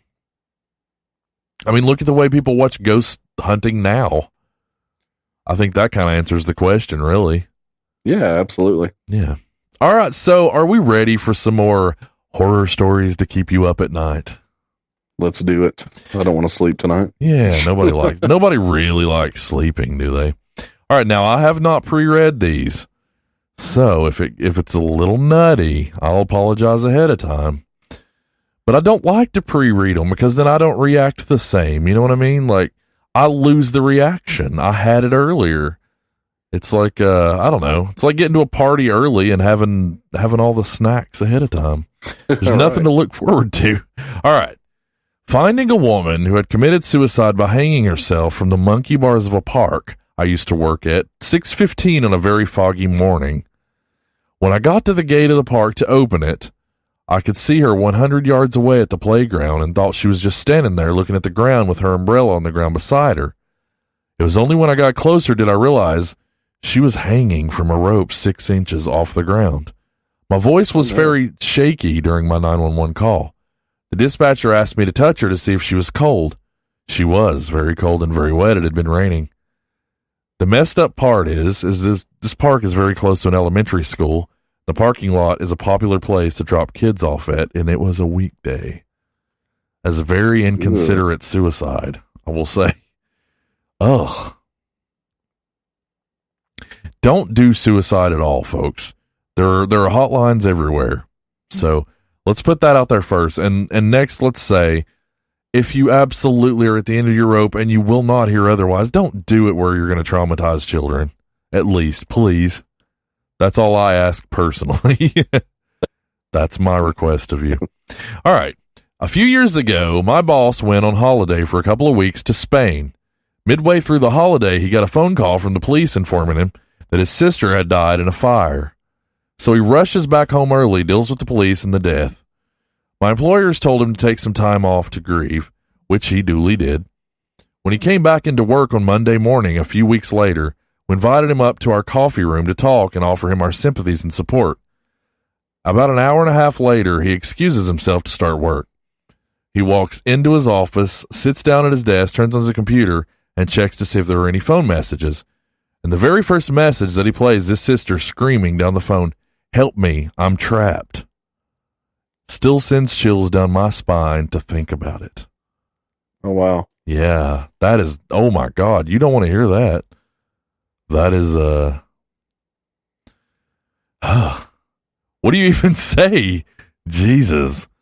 Wonder what happened. Why didn't she call 911? I don't know. Maybe she did. I don't know. Good question, though. That would have been my first call.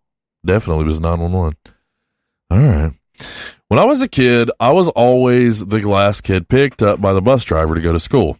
One day I was waiting for the bus by myself on a bus with no kids pulled up. The bus driver smiled and told me to hop on. I just had a bad feeling. I said, "Where are the other kids?" And he said, "We're going to go get them now, so just get on." He got more and more pushy, but didn't do anything crazy. I just kept saying no, and he shrugged and left. The real bus pulled up a few minutes later. Oh, wow. Yeah. That's like, kids, pay attention. Please. That is for real. I put my kids on the bus every morning. And I always, I have that weird, I've heard weird stories about that. It's rooted from something. You know what I mean? Yeah.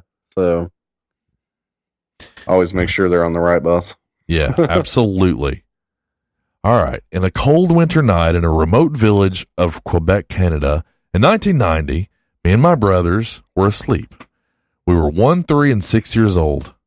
In the middle of the night, someone entered our house without knocking, walked around, and was talking to themselves. Our house is 2 miles from the village in a rural area. My father woke up, went to the living room where the guy was. He had had a car accident 1 mile from our house with his buddy who died instantly, and his scalp fell in front of his face. So the first time my father saw him, he saw a man with no face. He was drunk and his body was frozen. He was speaking to himself. He was speaking French, which meant, "I'm going to die." The fact that his face was partially frozen might have saved his life, preventing him from losing too much blood.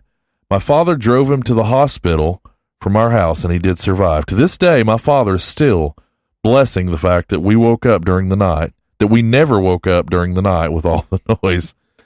Yeah, it's a good thing that the kids didn't come down and see that. Mm-hmm. That is not something children need to see at all.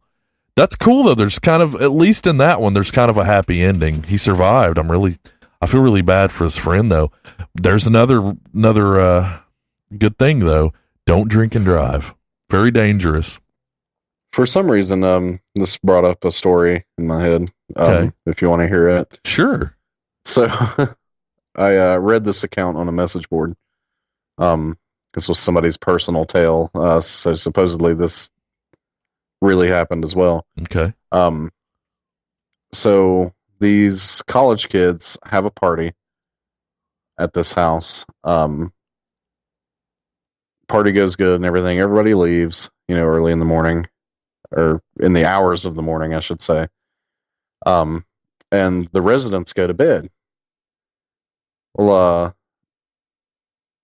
somebody wakes up in the night to go to the bathroom or whatever, and they walk past the couch in the living room, and they notice somebody's laying there on the couch asleep.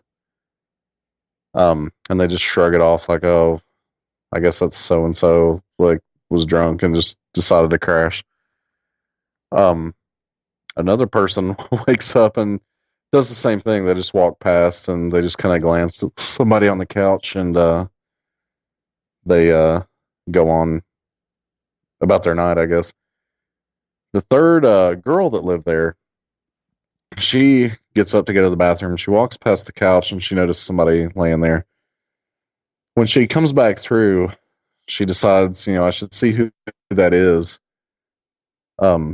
Which one of our friends crashed there or whatever. So Right. It's dark in the living room. She walks over to the couch and she's trying to look at their face. And as her eyes focus, she realizes that that person is awake and staring at her. And it's someone she's never seen before. Oh, Jesus. That's terrible. So she screams, and the person screams and bolts out the door and down the street. Mm-hmm. I bet. I've never seen that person before. They call the police and nothing ever came of it. They never found the guy. Well, so at some point, but what's kind of scary about it is they watched all their friends leave, mm-hmm. and then they turned the lights off and went to bed. And then only after the fact when they walked through the living room, did they notice somebody sleeping there. Yeah. So was somebody hiding out in the house during the party, and or did they come in afterwards? I don't know. That's freaky, man. I don't like it. Always pay attention to who the hell is at your house. Mm-hmm. Darkfall says lots of kid trauma tonight. Absolutely. Pay attention to your kids. Protect them. Help them not be fooled by any of this stuff. A lot of good lessons tonight, though. A lot of good ones. All right. I was a resident advisor in a dorm for 2 years in college. A girl who had been having stress issues finally snapped. She was found by someone in a dark stairwell. By the time she was found, she had already torn out half of her hair and had eaten it. She just kept on saying, "I just need a haircut," in a perfectly normal voice. It took 6 of us and the police sedating her to finally get her strapped down to an ambulance gurney. To this day, I can't figure out how powerful she was. She couldn't have weighed over 120 pounds, yet had some superhuman ability to rip her arms away to tear out another clump of hair. All with a perfectly straight face. Wow. Yeah. You hear these feats of superhuman sorts of things, of, like girls being like 10 times stronger than they were before and things like that. It's weird.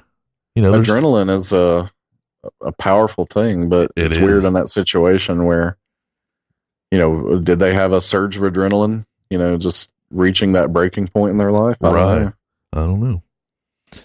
All right, this isn't something I heard from my kids' room, but it was something creepy heard over a baby monitor. I did at home care for a little while, and there was this one client I had a couple of years ago. The lady I assisted had dementia, and she was just at the point where the good days were fading. We had a baby monitor in her room so we could hear when she was waking up. I'll go ahead and mention that we also had bells pinned to her sheet so that when she was trying to get up on her own, we would hear them jingle so she wouldn't fall. It was common to hear her down in her room talking to that man, asking, "Who are you? And what is it?" to an empty room. One evening, her and I were in the living room together by ourselves, and I heard the bells start jingling on their own over the baby monitor. There was no ceiling fan, the AC and heat wasn't running, and no windows were open. I always had bad feelings in her house with things like cabinets opening, and one really creepy time where it sounded like footsteps coming down the hallway, which really scared me. I'm honestly glad I'll never have to go to that house again. God, I bet. I know with dementia, you know, your brain, it's like it's reprogrammed. You know, you forget everything. And then I know for my grandmother, unfortunately, and well, both of my grandmothers, they both ended up with it, and they would talk to people that weren't there, and they would insist they were, you know, and I always thought there's got to be more to that. You know, maybe forgetting is one thing, but seeing something is another. Mm-hmm. You know, their brain was just running on absolute primitive function. They see something, whether they recognize it or not, they see it. That never went away. That's not part of dementia. But they say that, you know, scientifically they do make up things for it, but I don't believe it. I think they see something. I really do. You know, and it goes into the seeing things before people die when they're on the deathbed, which we do have written down for a show. All right. I was driving on some country roads at 1 a.m. That is potentially scary all on its own. With my buddy one night in the summer. We came up to one old lane, rickety bridge at the bottom of the valley. It has commas, but it's one lane rickety bridge at the bottom of a valley. The bridge is also next to an old bar that now sits abandoned and is frequently vandalized, so it's already sketchy. We pull onto the bridge and there's a car on the other side. At first we thought nothing of it. If a car's on the bridge, you have to sit there and wait your turn. But here's where it gets spooky. My friend and I get closer and closer to the car, but something's wrong.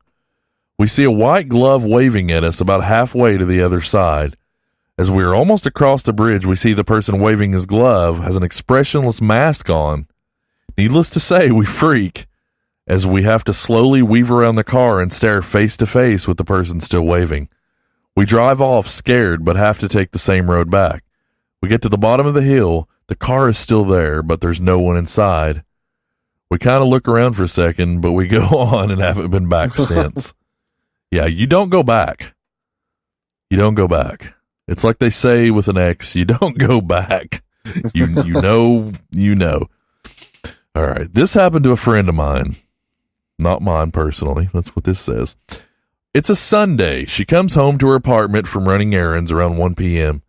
She was in med school at the time, so she pretty much parked herself at the kitchen table and studied for 5 to 6 hours. She's sitting there and looks up to see a dude casually stroll out of her bedroom. No other entrances. She's sitting by the front door, so he's been there the entire time. He pauses at the doorway to her kitchen between her and the door. She basically froze. Then her phone rang, kind of startled them both. She ran to get the phone. He ran out the door. She moved and got a dog. Wow. That's kind of like your story. That's it's pretty freaky. Let's see where we are. It's 2, but I want to read one more. It's called The Toilet. I can't not read the story called The Toilet. So let's do The Toilet story, and then we'll wrap up for the night. All right. This happened to a friend of mine a few years ago when he and his wife were hiking in the Gold Coast in Queensland, Australia. After a good day's hike, they stopped at the rest stop to use the bathroom before heading back to the car. The bathrooms at the rest stop were compost toilets, so the block of toilets were positioned on top of a large tank. The waste goes in the tank and breaks down naturally, and in the winter months often shoots a blast of cool air up your butt for if you're using them. My friend's wife went to use the ladies while he waited outside, but she'd not been in there long when he heard her scream and rush out of the toilet. It's Australia, so there are many reasons for rushing out of a bush toilet screaming: snakes, spiders, bears. But this one takes the cake. There's a man in the toilet. My friend was confused. His wife explained to him that she'd gone to the loo, and after she'd finished, she looked in the tank. And there, submerged in the liquid poop, she saw a bald man staring at her. He didn't believe her. He didn't believe her, but she was adamant that he'd go look. You know, this is the setup for a hilarious joke, too. Dude, there's something amazing in the toilet. You probably need to see it.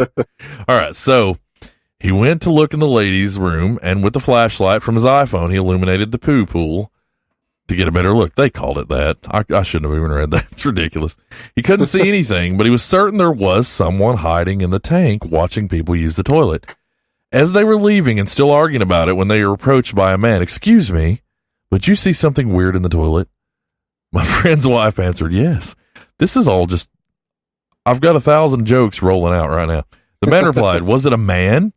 He and his girlfriend had been hiking the weekend before, and his girlfriend had seen the same thing. They all ran back up to the toilets for a second look, and when they reached the door, they heard a sound from behind the block.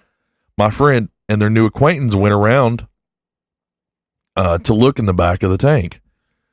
At the back of the tank, the top hatch had been opened, the bolt chain had been removed, and the telltale brown smudge seemed to suggest someone had slid down the back of the tank and taken off into the bush. Wow. How? There's suicide hotlines. You're not that hard up. Nobody's that hard up. Are they? Apparently this guy in Australia was. I feel really bad about all that. All right. Well, there you go. You know what? I'm going to do one more. This one looks spooky. I hate to do that because I know it's late. One more. One last one. For the road. Let's say for the road. It's for the Spreaker move. How's that? There you go. All right. I just moved to my first apartment and was in the process of moving in. The door that led into my apartment locks itself automatically when closed. So I was going to the entrance of the apartment complex to get my mail while talking on the phone with my boyfriend. I returned to my apartment and sat on the bed while opening the mail, still using the phone, but I dropped it on the floor and it landed under the bed, so I had to lie on the floor and stretch for it. I saw something that caught my eye. There was something under my bed. Someone under my bed. My eyes widened and I choked the urge to scream. The person under my bed was lying still with his back towards me and his head to his chest, so I couldn't see his face, and he didn't see me. So, trying to be rational while so many thoughts rushed through my head, I picked up the phone and said, "Sorry, I dropped my phone. I'm just going to take a shower and then I'll call you back." The bathroom is right by the bed, so I hastily walked in, quietly locked the door, turned the shower on, jumped out my window, I'm assuming climbed out her window, and called the police. They told me to wait nearby, but to go across the street and see if anyone comes out the door to the complex. This was during summer and it was still light out, so I went across the street and I hid behind a car while watching my open bathroom window and the entry door. I called my boyfriend and he came to me just before the police. I gave them my keys and they went inside, and only moments later, 2 cops came out holding a thin and tired-looking man. His eyes looked crazy, but he didn't even try to get away. The policeman that he stood beside me and covered me while the police searched through my house. I was a mess, obviously. He told me that the man stood outside my bathroom door with one of my kitchen knives waiting for me to come out. This man had somehow crept in my entry door while I was getting mail and hid under the bed, and he was trying to hurt me, and he turned out to be homeless and was placed in a mental hospital. Wow. Yeah. That's I admit, man, I got a little chills whenever it says that he was waiting outside the bathroom door with a knife. Yeah.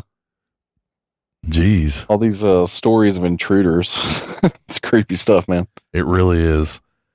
Yeah. And Darkfall says that last fellow, we'll call him, what shall we call him? Turd dweller. He sounded like a really dedicated voyeur. Absolutely. That is a whole nother level.